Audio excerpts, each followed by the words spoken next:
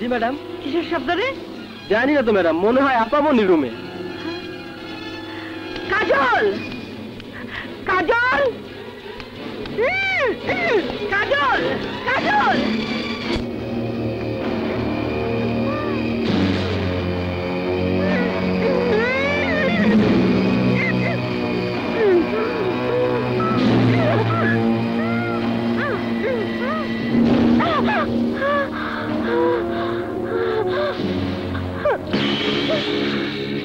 এখানে চুপচাপ দাঁড়িয়ে থাকবে।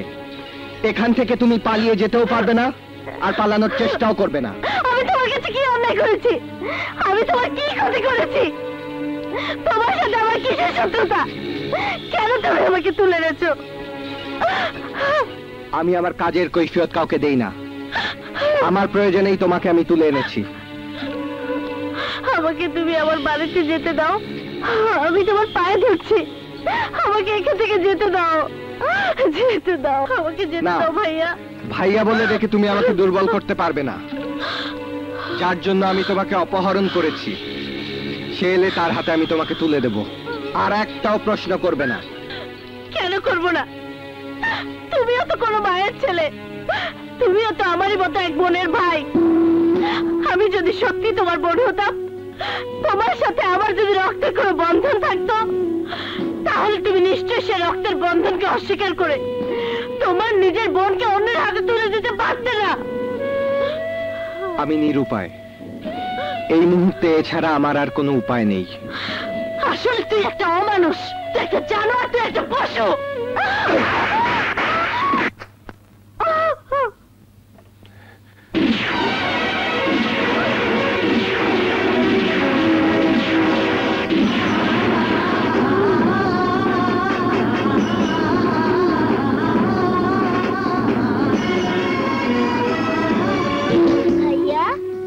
এই দেখ, তোর জন্য কি নিয়ে এসেছি।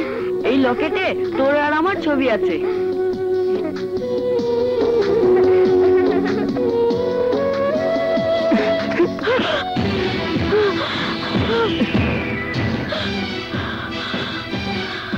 এই লকেটটা তোমার কাছে এলো কি করে? সেটা তোকে বলার প্রয়োজন মনে করছি না। আমি তোমার কাছে হাত জোড় করে বলছি, বলো এই লকেটটা তোমার কাছে কি করে এলো? এটা আমার লকেট। এই লকেটের মধ্যে যে ছবি দুটি দেখছিস, আমার আর আমার ভাইয়ার ছবি। আমার সেই ভাইয়ার ছবি, যে ভাই আমাকে পুতুলের মতো আদর করত, নিজের জীবনের চেয়েও বেশি ভালোবাসতো আমাকে। আর আমার ভাইয়া যদি বেঁচে থাকতো, তাহলে এতক্ষণ তুই আমাকে আটকে রাখতে পারতি না। আমার ভাইয়া তোকে কেটে টুকরো টুকরো করে আমাকে এখান থেকে নিয়ে যেত। আমি যে তো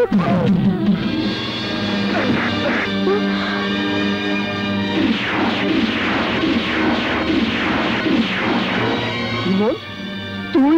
হ্যাঁ আমি। ইমন, তুমি কোনো চিন্তা করো না, আমি ওই বেঈমানটার কাছ থেকে ঠিকই তোমাকে উদ্ধার করে নিয়ে যাব। বিশ্বাসঘাতক, বেঈমান, এসব তুই কি বলছিস? হ্যাঁ ঠিকই বলছি। যাকে ভালোবেসে আমার জীবন সাথী করে ঘর বাঁধতে চেয়েছিলাম, আর তুই তাকে জোর করে তুলে এনেছিস। ছি ছি। আরে আমি তোকে অনেক বড় বন্ধু মনে করতাম, কিন্তু তুই আমার কাছে সেই বন্ধুত্বটাকে এত ছোট করে দিলি। মার ইমন, মার, আমাকে মেরে ফেল। আমি না জেনে আজ যে পাপ করেছি, সেই পাপের রক্তটুকু আমার শরীর থেকে বের করে দে, বের করে দে আমার শরীর থেকে। মার, মার আমাকে। মারুফ, হে ইমন, জানিস আজ আমি কত বড় পাপ করেছি? কত বড় পাপী আমি! যে বোনটার জন্য আমাকে তুই কাঁদতে দেখেছিস, জাফরের কথায় আজ আমি আমার সেই পুতুলের মতো বোনটাকে তুলে নিয়ে এসেছি। তোর মতো অমানুষ আমার ভাই হতে পারে না। চলো ইমন, এখানে আর এক মুহূর্ত নয়। আই এম সরি মারুফ, আমি না বুঝে তোর গায়ে হাত তুলেছি, আমাকে ক্ষমা করে দে প্লিজ। এখন চল।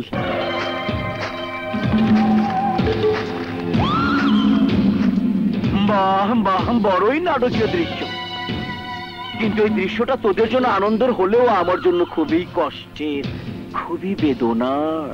কি বলতে চাস তুই? বলতে চাই, ভাই হয়ে বোনকে আজ আমার হাতে তুলে দিবি, আর আমি আমার ভাইয়ের সাথে তোর বোনের বিয়ে দেব। এই জাফর, দাড়ি নয়, কমা নয়, একদম ফুল স্টপ। বাঁচতে চাইলে এখান থেকে চলে যা। আমি ওর বুকের ভেতরের কলিজাটাকে টান দিয়ে ছিনিয়ে নিয়ে যাব। যা।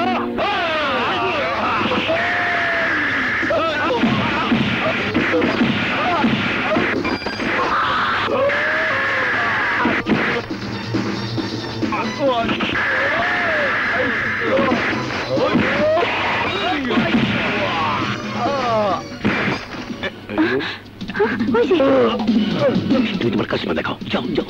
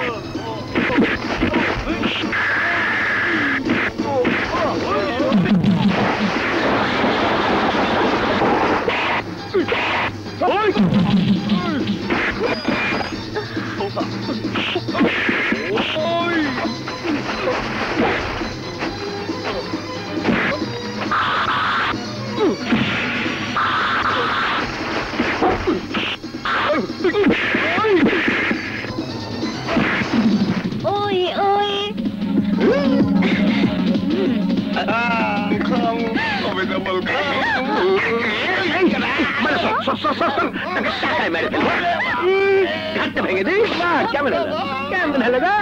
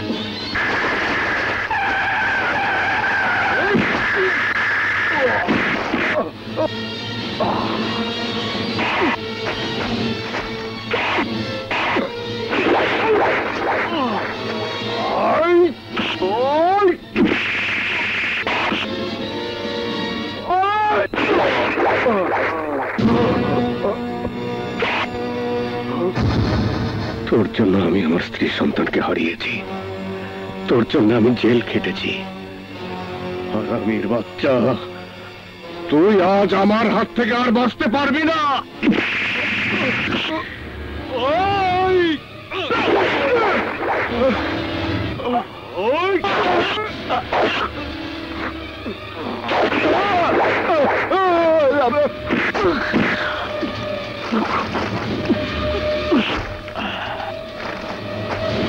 আসুন আসুন, মাম্মি, বদমাইশ, ইন্সপেক্টর সাহেব, ওকে অ্যারেস্ট করুন, ও আমার মেয়েকে কিডন্যাপ করেছে। মাম্মি, তুমি কাকে অ্যারেস্ট করতে বলছো? ওকে জানো? ও আমার হারিয়ে যাওয়া ভাই মারুফ। তোর ভাই মারুফ? অ্যারেস্ট দেন, যাও নিয়ে এসো। ঠিকই, মারুফ। Order order order. আসামি মারুফ ও আলী হোসেনকে বাংলাদেশ দণ্ডবিধির ৩০১ ধারা মোতাবেক যাবজ্জীবন কারাদণ্ডে দণ্ডিত করা হয়। কিন্তু সৎ আচরণ ও জেলখানার আইন শৃঙ্খলা সুষ্ঠু ও সুন্দরভাবে মেনে চলায় আদালত আসামি আলী হোসেন ও মারুফের শাস্তি কমিয়ে ৫ বছর পর মুক্তি প্রদান করেন।